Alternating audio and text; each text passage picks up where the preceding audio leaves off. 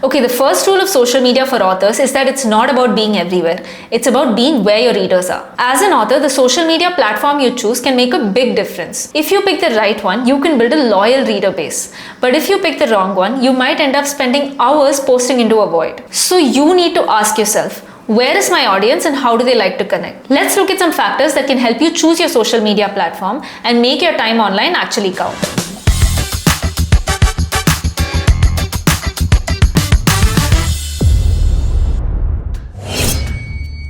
First, let's get clear on what you want. Do you want to sell more copies, establish yourself as a thought leader and get more clients, or build a community? Your goals shape everything.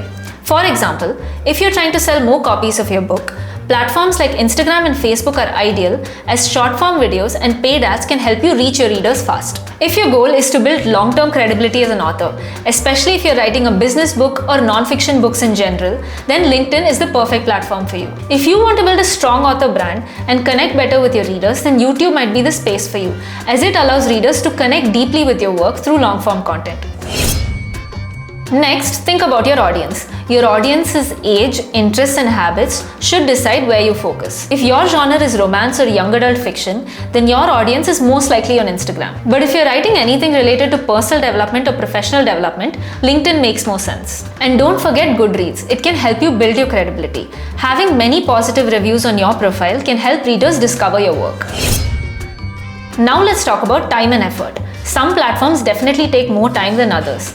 If you're juggling a full-time writing schedule or a full-time job, this definitely matters. Platforms like LinkedIn and X are relatively easy to manage because they focus on written content with simple visuals, so you can post frequently without much of a time investment. Instagram, on the other hand, demands more consistency and higher quality visuals. Carousels, reels, and posts take effort. YouTube is even more time intensive.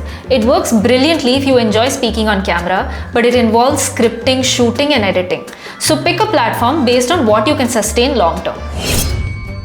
You also want to think about engagement. Instagram Reels and YouTube Shorts can deliver huge reach, especially if your content follows the trends. LinkedIn offers huge reach for content creators, especially if you're posting insightful content. A single post sharing a personal lesson from your book can spark conversation with thousands of readers. Facebook has great community features, but its organic reach has definitely reduced, so your audience might not see your posts unless you pay to boost them. But of course, the algorithm for different platforms keeps changing, and you should try and follow the trends before you decide where to post. And finally, pick a platform based on where you enjoy creating the most. If you love writing, then LinkedIn and X might be the platforms for you.